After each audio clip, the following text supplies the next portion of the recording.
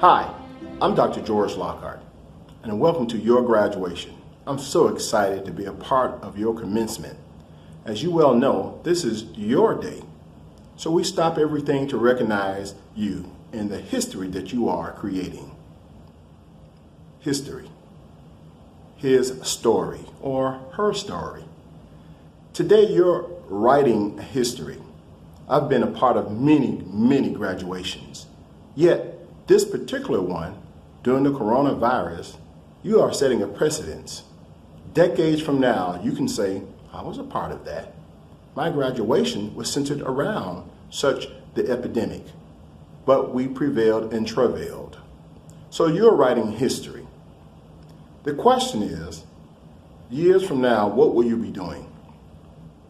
That is based on what I call the 4 S's. Your settings, your systems, your standards, that will all equal your success. Many people talk about their setting. The old adage is, you can take the boy out of the country, but you cannot take the country out of the boy. That is saying that your setting is built. For these last 18 years, the home that you've been living into, the car that you've been driving, or whatever the jobs that you've been attaining, all of that is a part of who you are now, and that cannot be changed.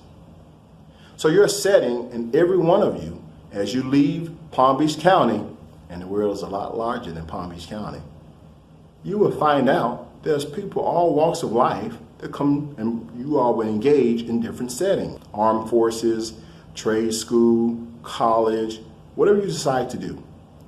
That it will just simply add to your foundation. And the infrastructure that you set up, the framework, will allow for you to continue to build. So your setting has already been established.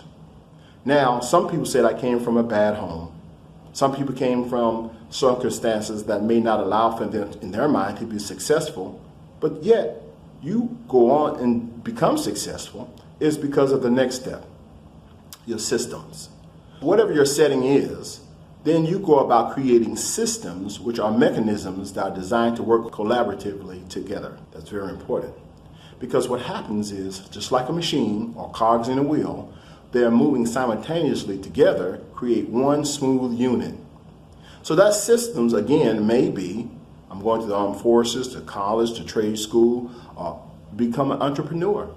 Did you know that Florida is one of the leading states with those who are entrepreneurs? You can set that based on the system that you create. Once that system has been created, then you step to quality, or what we call quality standards, which is the 3rd S, standards.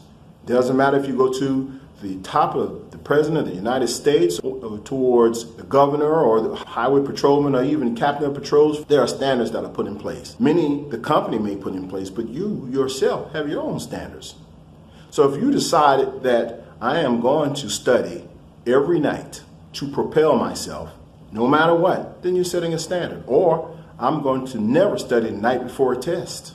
I know for me, when I was in college, I found it very difficult to study a night before the test. Did all my studying before then.